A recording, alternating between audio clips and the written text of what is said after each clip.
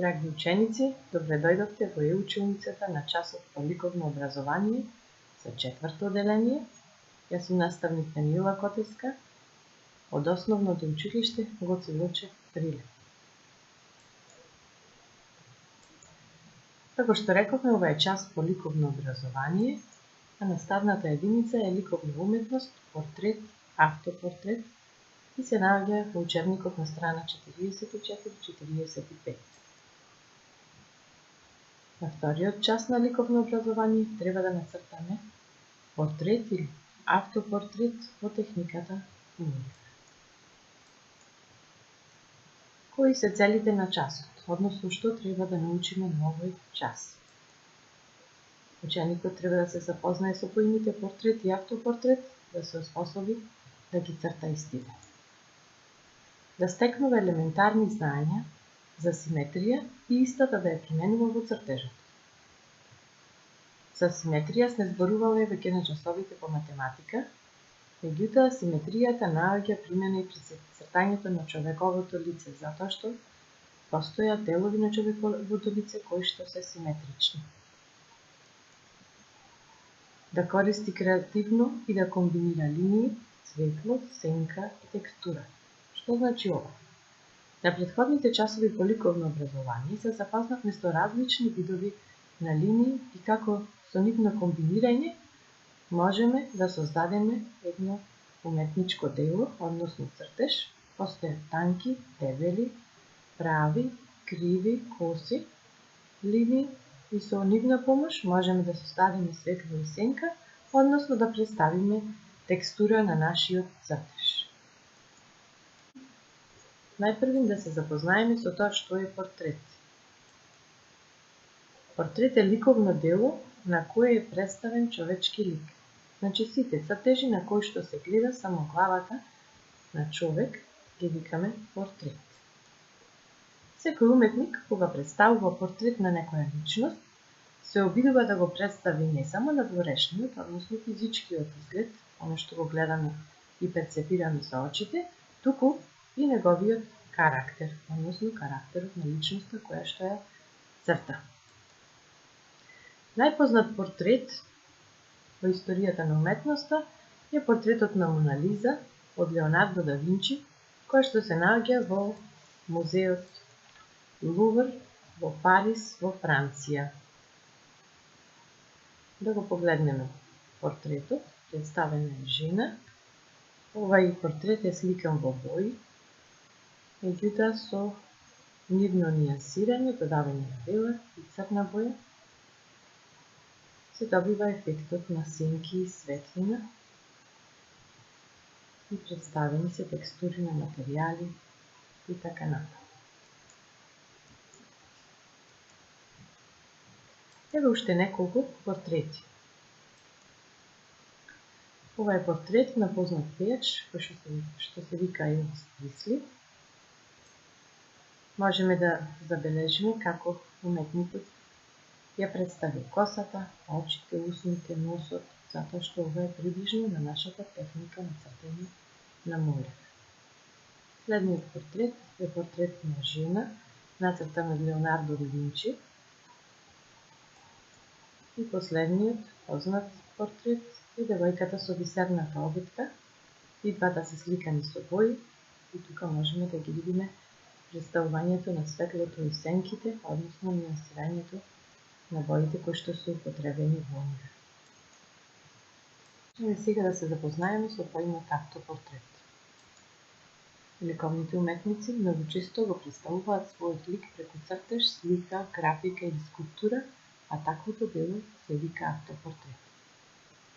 Често ликовните уметници сакаат да се сликаат самите себе си на своите уметнички дела. Кога го цртаат својот лик, велиме дека нацртале автопортрет.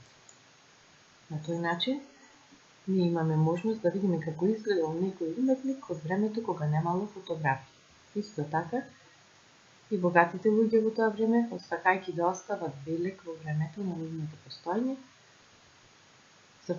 барале ликовни уметници да ги насликаат нивните ликови. Еве неколку автопортрети. на познати уметници.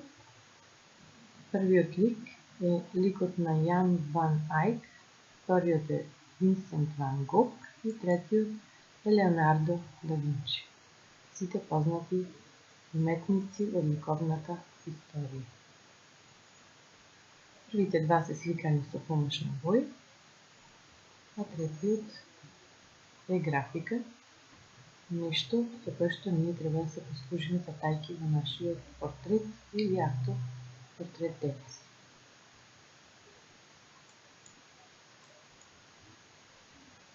Вашата задача за овој час. По ваш избор да нацртате портрет или автопортрет со молив. Ако цртате портрет, потребна ви е фотографија од лицето кое ќе го цртате. Ако цртате автопортрет, потребно ви е огледало за да се гледате себе си додека се цртате. Да погледнеме едно видео кое објаснува како се црта портрет. По време на видеото ќе го прекинувам за да објасниме како се црта портрет. Најпрво цртаме обликот на главата.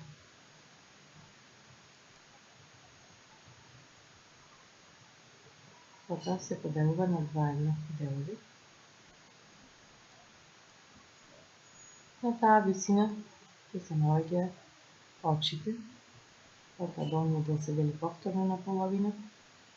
Тука ќе завршува носот, долниот дел на носот. И сега овој дел се дели повторно на половина. Во висина на усните се црта вратот, се зема ширината на лицето за ширина на рамениците и се преместува и се цртаат рамената. Се обележува местото за ушите. Ја го цртаме носот.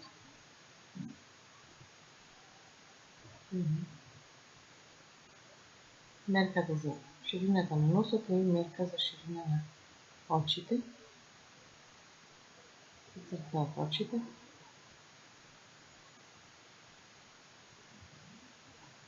Еве го сега носот. Најпрво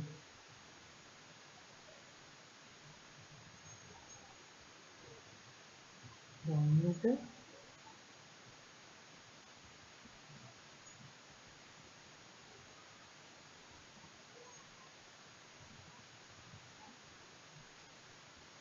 Носот е готов, сега и цртаме усната. Оваа црта е нарекува уметникот долга река, овие планини.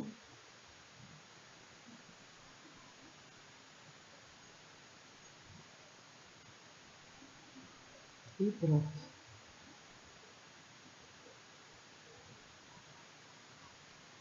Ова се ушите и веќе може да се нацрта и косата. Тоа портретот е готов. Се додаваат уште облеката и можете потоа да додавате текстури, сенки и светли. Еве така. Уметникот тоа ќе го направи во својот цртеж. Имаме два лика, додава текстура, сенки и светла.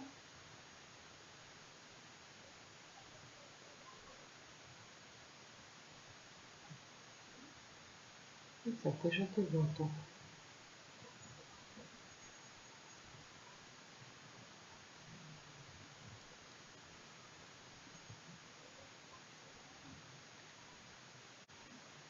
Продолжуваме со нашата презентација. За повеќе информации за оваа наставна единица и идеи, пред да почнете да цртате, прочитајте и разгледајте во учебникот на страна 44-45. Ви благодарам на вниманието и се надевам дека ви помогнав да нацртате убави портрети.